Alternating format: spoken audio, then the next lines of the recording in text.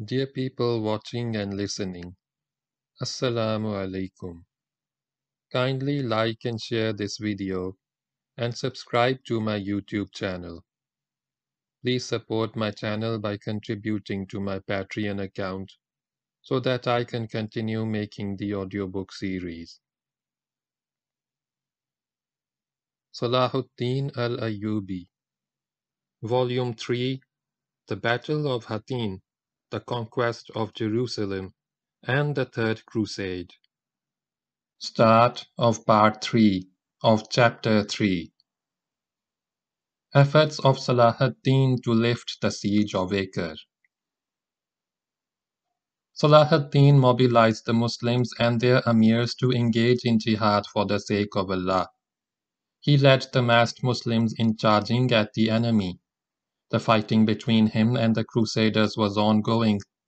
Every time he destroyed a battalion of theirs, they replaced it with many more. Europe stood behind its armies, supporting them and supplying them with wealth, ships, and men consistently.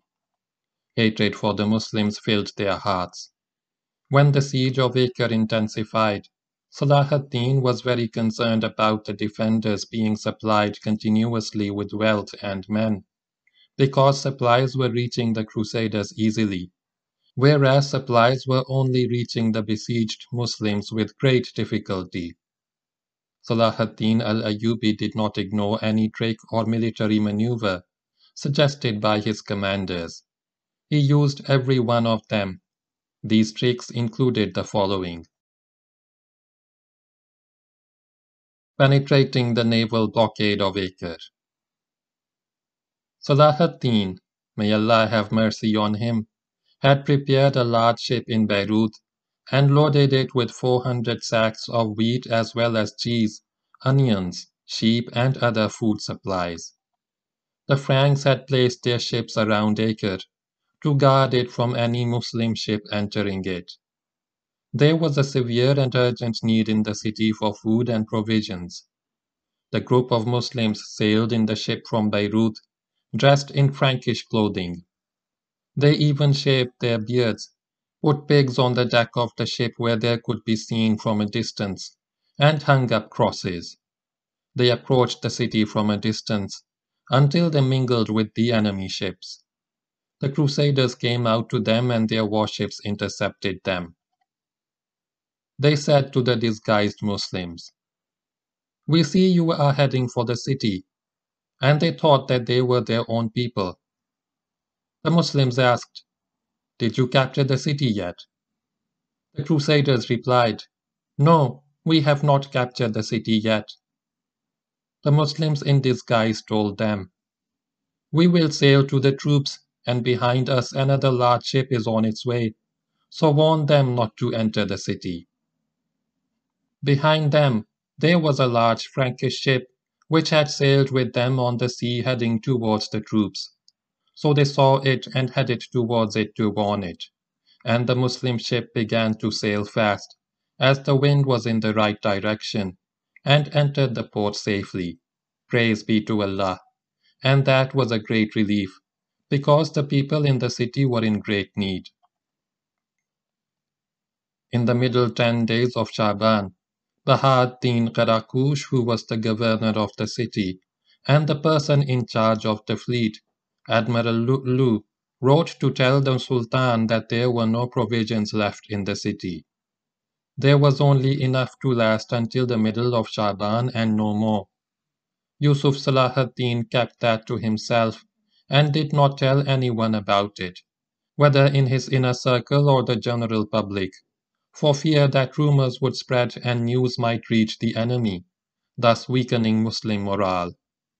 He had returned to Egypt, telling them to prepare 3 ships loaded with food, staple goods and provisions, and everything that was needed in the siege, to last throughout the winter. The 3 ships set out from Egypt and went out to the deep sea, waiting for the right wind to carry them to Acre. The winds were good and remained in the right direction until they set sail and reached Acre in the middle of the month. Supplies had run out, and they had nothing left to feed the people on that day.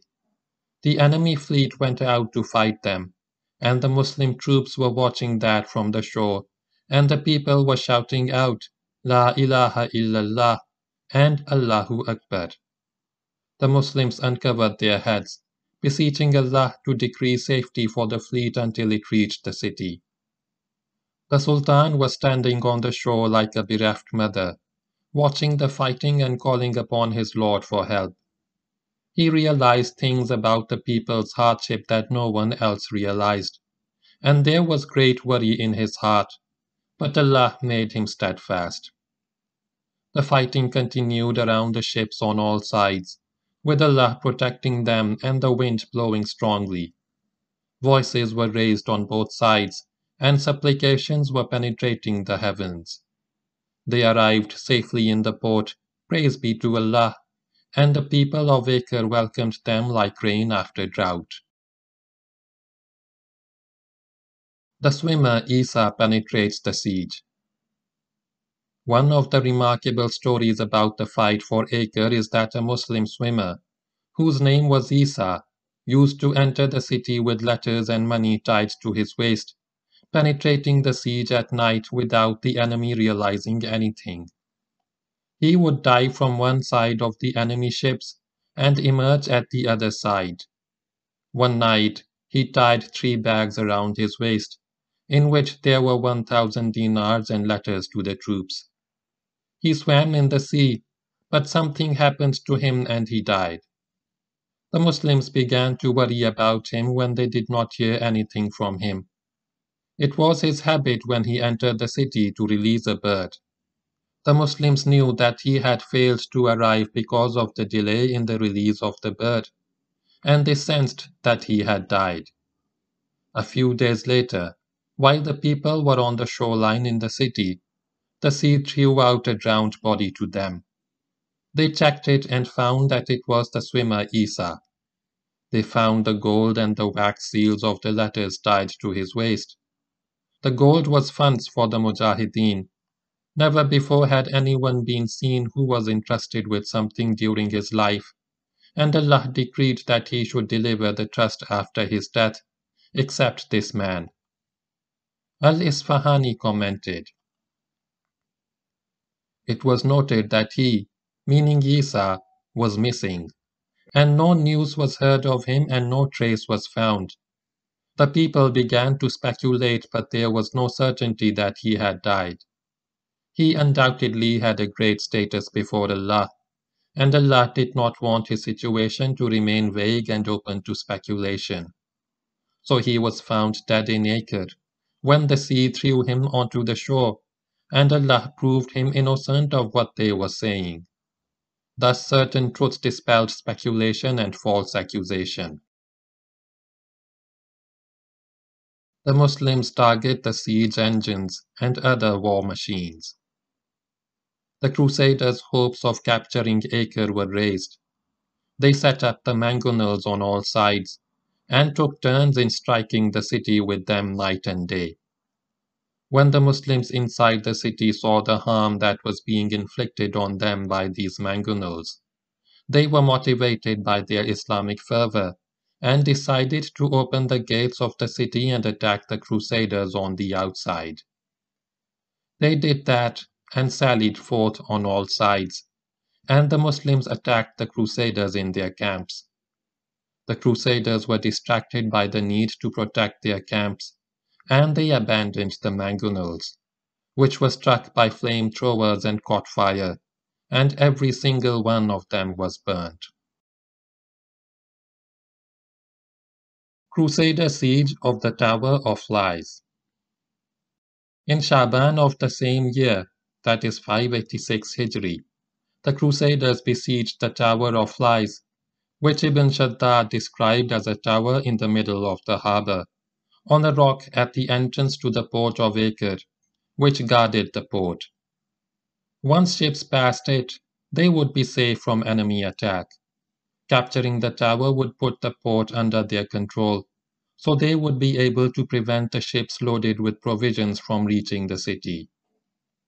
The Crusaders fixed turrets on the top of the masts of their ships and filled them with wood and naphtha, intending to sail close up to the Tower of Lies, and as soon as they came alongside to set the wooden towers on fire and hurl them onto the terrace of the Tower of Lies.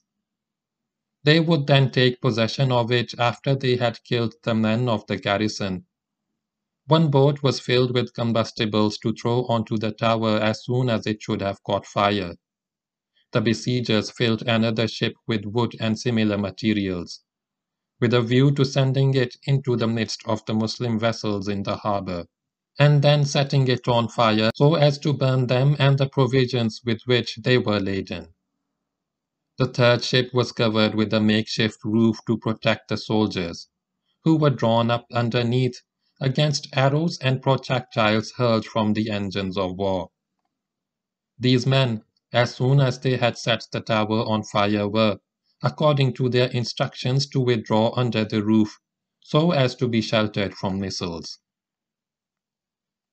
Despite the fact that the wind direction was initially as they wanted, Allah's decree was that after they had set fire to the towers they had built on the masts of their ships, and to the ships that they wanted to send amongst the Muslim ships, the wind direction should reverse and turn against them. So their first ship on which stood the tower was set ablaze, and so was the second ship. The fires then spread to the ships in which their troops were covered by the roof, and the Crusaders inside panicked, but they could not get out from under the roof, so they all perished. Despite that catastrophe which befell the Crusaders when they attempted to capture the Tower of Lies, they did not lose hope of capturing that tower, so they tried again and brought a huge machine in the form of a tank, on which was fitted a huge ironclad battering ram, with which they rammed the walls and destroyed them with repeated blows.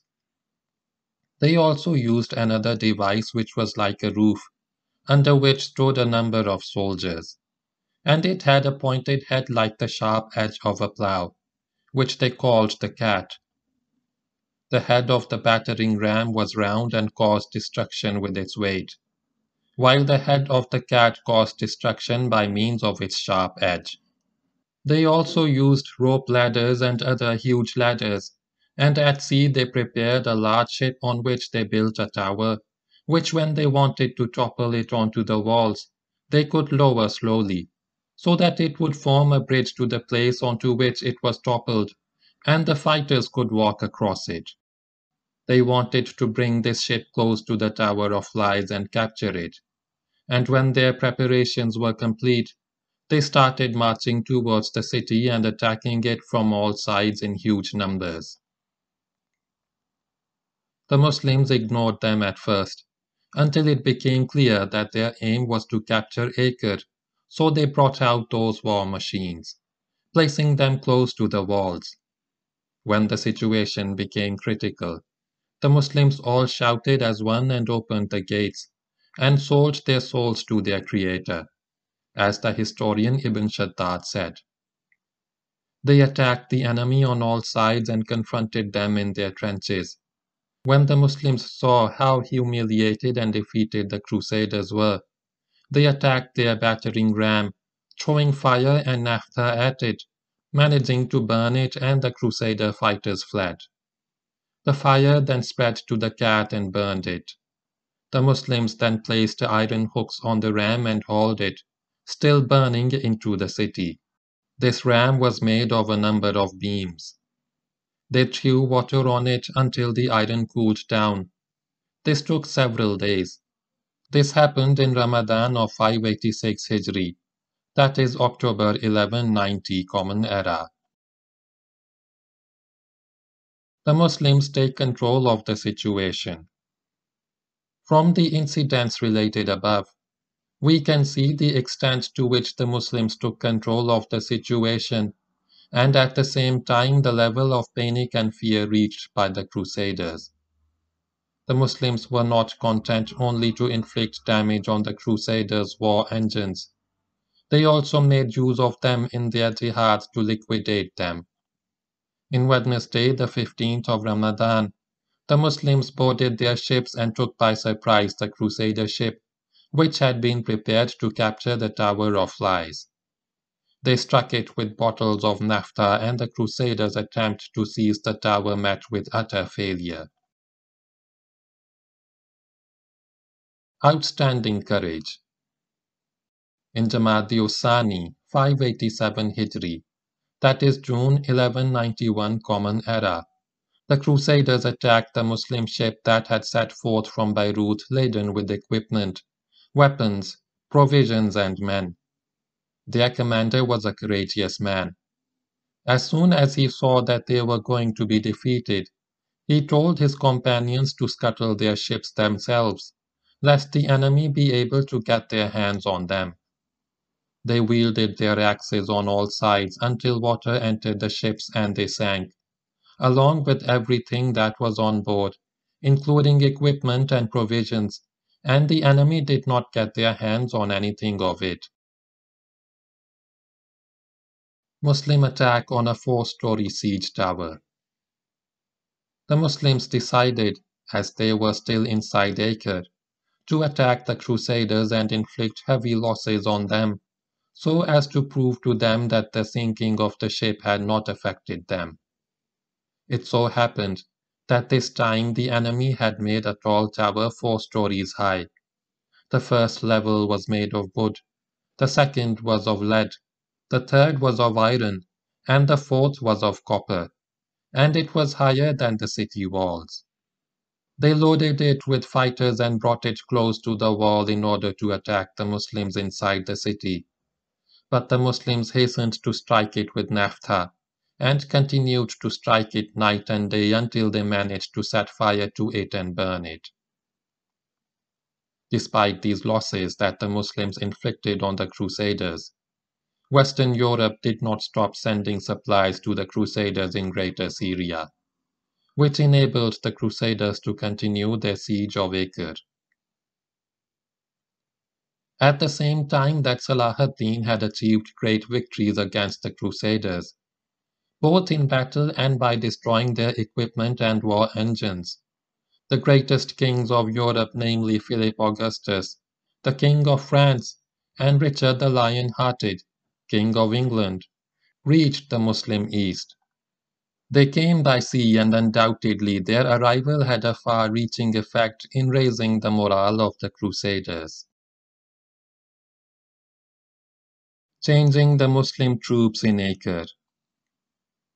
When winter came and the seas grew rough, and he felt sure that the enemy was not going to attack or try to break into the city and besiege it because there was a great deal of non-stop rain, Salah ad-Deen gave permission to the troops to go back to their homes and have some rest. Only a small group of commanders and his inner circle stayed with the Sultan. The Sultan focused on a change of troops in Acre and bringing in supplies and provisions. He also made sure to send the commanders in the city away, because they were complaining too much about having stayed there for so long, and about the fighting that continued night and day. They also suffered exhaustion and sleeplessness. The commander who was in charge of the incoming troops was Saif ad-Din al-Mashtub.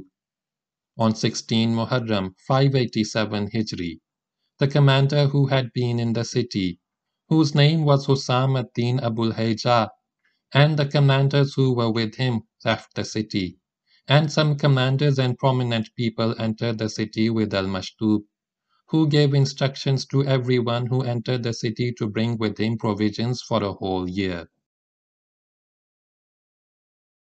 A great catastrophe for the Muslims.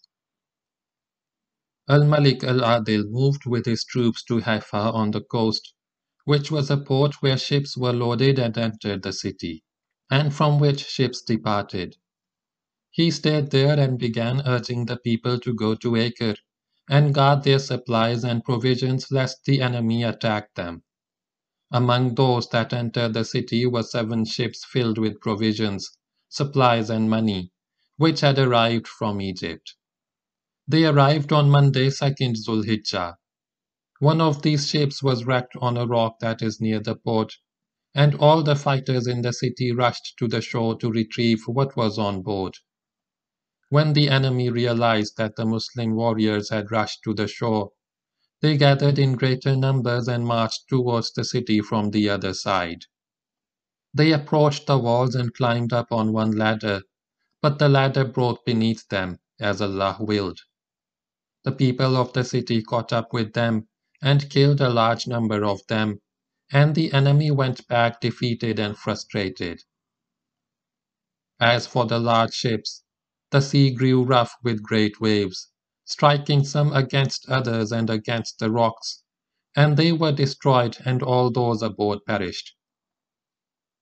It was said that those who perished numbered 60 persons and that there were huge supplies of provisions on board which, if they had arrived safely, could have sufficed the city for an entire year.